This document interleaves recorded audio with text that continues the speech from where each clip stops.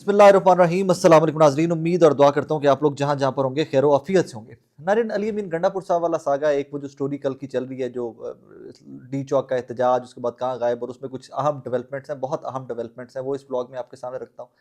Secondly, मौलाना फजलुर रहमान साहब, नवाज शरीफ साहब, जरदारी साहब और ये तमाम लोग, शहबाज शरीफ साहब, बिलावल साहब, ये तमाम लोग वहाँ पर मौजूद थे आज ऐवान सदर में। तो वहाँ पर क्या क्या होता रहा उसके ऊपर थोड़ी सी इन्फॉर्मेशन है, वो भी मैं चीज़ें, मुझे लगता है कि वो इंपॉर्टेंट आइनी तरमीम को लेकर बहुत है, तो मैं वो भी आपके सामने रखना चाहूँगा। I want to share that too. अच्छा, जो ये कल से हुआ अली बिन गंडापुर साहब वाली सारी कार्रवाई एंड एवरीथिंग, उसके बाद डिवाइडेड सी एक अप्रोच पाकिस्तान तहरीक इंसाफ के वर्कर की नहीं, सिर्फ लीडर्स की भी सामने आ रही थी। बहुत सारे लीडर्स को भी नहीं पता था कि व्हाट एग्जैक्टली हैपेंड। आज सारा दिन खबरों के लिए हम भी इधर उधर दोस्तों को, अपने सोर्सेज को, कनेक्शंस को कॉलेज वाले करते रहे। तो जब किसी को कॉल करते थे तो वो आगे से मुझे भी एक दो लोगों ने कहा कि भाई आप बताएं क्या हुआ, कि आपके पास क्या इन्फॉर्मेशन है। So everybody is confused. लेकिन कुछ लेटेस्ट डेवलपमेंट्स इस किस्म की हैं कि not only Ali mean Gandapur is the one to be blamed, he is not the only one. और भी इस कहानी में कुछ जुड़े हुए किरदार हैं, तो उनके ऊपर भी कुछ बात करते हैं। मैं हिंट्स छोड़ दूंगा, हिंट्स ही हम तक आए हैं, हिंट्स मैं आप तक छोड़ दूंगा, आप उसको डीकोड कर लीजिएगा बिफोर इट कि मैं हिंट्स की जानिब आऊँ या उस स्टोरी की जानिब आऊँ। कहानी ये है कि आज बहुत सारे लोग जो तहरीक इंसाफ के, जिनको ऑफ द रिकॉर्ड कॉलेज वाले कोऑर्डिनेटर करते रहे टॉक शोज़ के, तो वो बार बार ये कहते रहे कि यार अगर अली मीन वाली स्टोरी डिस्कस करनी है तो हमारे पास उसका डिफेंस मौजूद नहीं है, लिहाजा हम आज के शो में नहीं आ रहे। सो यही वजह, इसी को अलीना शिगरी साहिबा, हमारी एबीएन की सीनियर एंकर है, बहुत मेहनत से काम करती हैं, बहुत कमाल का शो करती हैं, तो वो भी इन्होंने लिखा है। आज पर PTI sources, member of central media committee told Rauf Hasan that they have no defense to Gandapur's disappearance. They refuse to buy his story of hiding and climbing Monal, and hence shall not be going on TV. So you will see many people not on TV from PTI for a few days. ये कुछ दिनों तक आपको तहरीक इंसाफ के बहुत सारे लोग television के ऊपर नजर नहीं आएंगे। मेरे अपने शो के अंदर, आज के बीबीएन के 8 बजे के शो के अंदर शाहिद खटक साहब थे, तो मैंने उनसे पूछा डायरेक्टली, मैंने कहा शायद भी point blank, do you buy Ali mean story? तो उन्होंने कहा जी मेरी उनसे अभी तक मुलाकात नहीं हुई, मुलाकात होने के बाद जो भी तफसील होगी मैं आपसे शेयर करूंगा। So that is how it is. और शाहिद खट्टक इज, जो करीबी लोग हैं अली बिन गंडापुर साहब के, उन एमएनएज में से एक हैं, बड़े कोऑर्डिनेटर भी हैं एमएनएज के और सीएम हाउस के बीच में, लाइजोन जो है केपीके के अंदर, सो बहुत करीबी लोगों में से। अब आइए स्टोरी की जारी, मेन स्टोरी क्या है। मुझे ज़ाती तौर के ऊपर ये लगता है हर साफ़ी बहुत मेहनत से काम करता है अपने अपने सोर्सेज के ऊपर, अपनी अपनी स्टोरी के ऊपर, अपने शो के लिए, अपनी रिपोर्टिंग के लिए, सब बहुत मेहनत से काम करते हैं। एक साहब हैं जिनका मैं मद्दाह हूँ, जिनका मैं बाकायदा फ़ैन हूँ, जिनको मैं एक स्कूल का दर्जा देता हूँ when it comes to reporting and event को के डॉट्स कनेक्ट करने के ऊपर। और ये वो साहब हैं जिन्होंने सबसे पहले ये डॉट कनेक्ट किए थे कि मुमकिनात में से अली अमीन गंडापुर आपको केपी असेंबली में कल नजर आए। इनके नजर आने से 5-7 घंटे पहले उन्होंने प्रिडिक्ट कर दिया हुआ था। उन साहब का नाम है नुसरत जावेद साहब। आज नुसरत जावेद साहब ने अपने शो के अंदर ये स्टोरी ब्रेक की है। उन्होंने कहा कि जनाब अली अमीन गंडापुर साहब के ऊपर तो सारे चढ़ाई कर रहे हैं, वर्कर भी कर रहा है, लीडर भी कर रहा है, जर्नलिस्ट भी कर रहे हैं। फिर इनफ क्वेश्चन बनता है, सवाल बनता है कि एक तहरीक को लीड करते करते मिडल में छोड़कर कहाँ चले गए। उन्होंने जो एक शॉकिंग सी स्टोरी सामने रखी है, वो बड़ी अजीबो गरीब सी डिटेल है।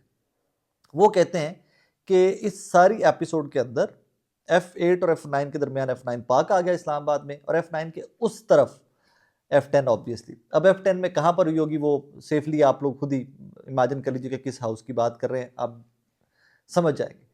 तो वहां पर भी कोई मुलाकात हुई थी जब ये सारा कुछ चल रहा था। अली अमीन वाज डिसअपियर्ड, अली अमीन गायब थे, तो उससे आगे पीछे उसी असना के अंदर, उसी टाइम फ्रेम के अंदर एक मुलाकात वहां पर भी चल रही थी पाकिस्तान तहरीक इंसाफ के लीडरान की। नाम नहीं लिया उन्होंने, मैं भी नाम नहीं लूंगा।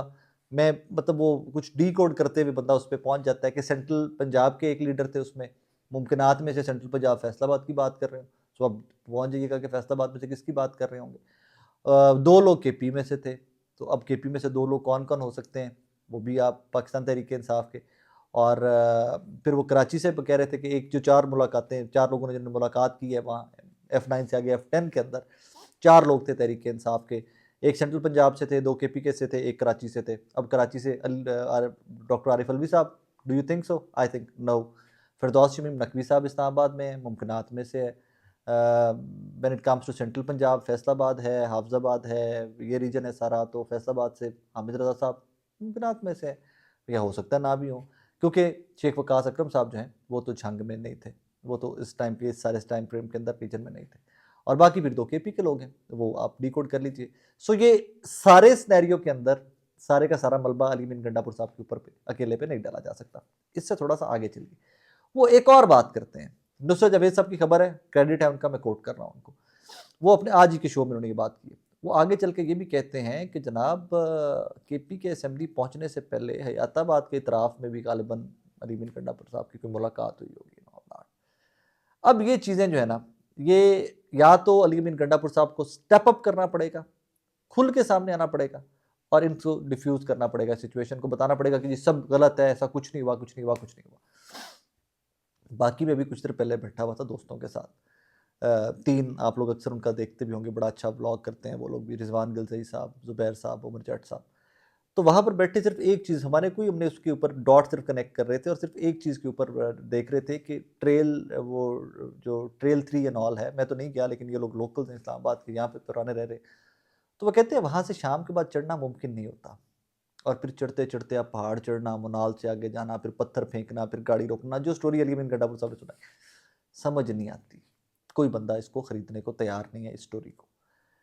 फिर इवेंचुअली अली मीन गंडापुर साहब को, मेरा मेरा प्लेटफॉर्म तो हाजिर है, मैं उनसे उनकी टीम से पहले भी राब्ते में इंटरव्यू के लिए कि जनाब मैं चाहता हूँ कि आपकी स्टोरी बताइए मुझे, मैं क्रॉस टॉक करना चाहता हूँ उनके साथ बैठकर, मैं चाहता हूँ कि ये कौम तक रियलिटी क्या है वो पहुँचे। तो मैं एक बार फिर से इस कैमरे के तवज्जो से भी कि अली मीन साहब आपको कहीं पर कोई रिजर्वेशन हो, कोई क्लैरिटी हो, तो आप please, your team has my number, you have my number, आपके पास मेरा नंबर है, तो प्लीज़ हमें बताइएगा, तो we can decide what to do next. आगे बढ़ते हैं। मौलाना फजलुर रहमान साहब, आईनी तरमीम में हुकूमत ने पहले भी पता है आपको कि पूरा जोर लगाया, नई मामलात बने।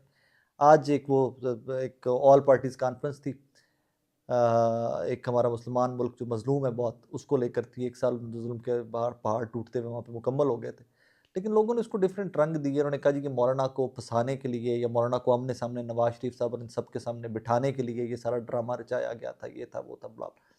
आई डोंट बाय दैट, मैं बिल्कुल भी उससे मुत्तफिक नहीं हूँ।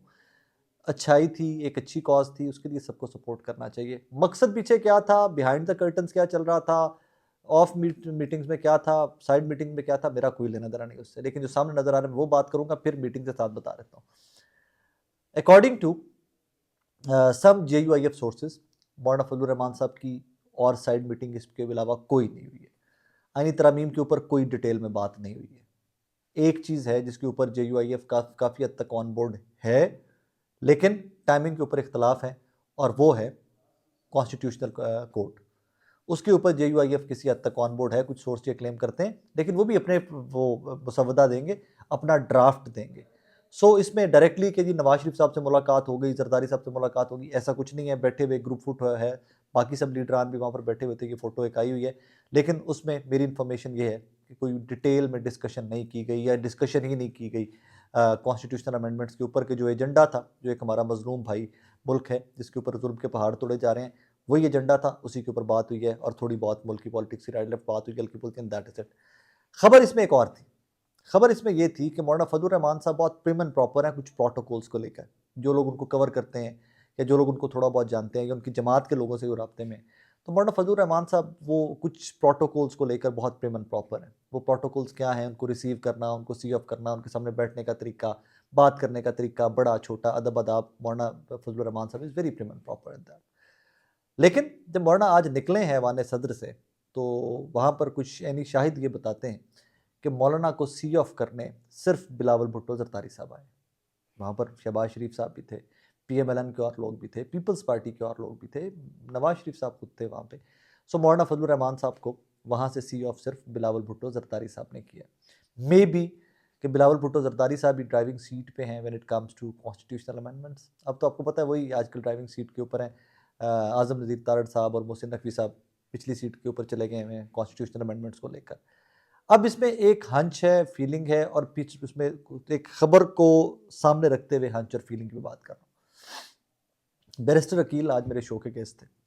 अकॉर्डिंग टू हिम वो कहते हैं कि ये वेरी मच पॉसिबल, मुमकिनात में से है कि वैसे तो स्टेप वाइज आ रही है कॉन्स्टिट्यूशनल अमेंडमेंट्स, मरहलावार आ रही हैं कि सबसे पहले आइनी अदालतें, और फिर उसके बाद आइनी अदालत सूबों में भी और मरकज़ में भी, और फिर उसके बाद बाकी जो है उसके ऊपर बैठ कर दोबारा से निगोशिएट किया जाएगा बाकी पार्टीज़ के साथ।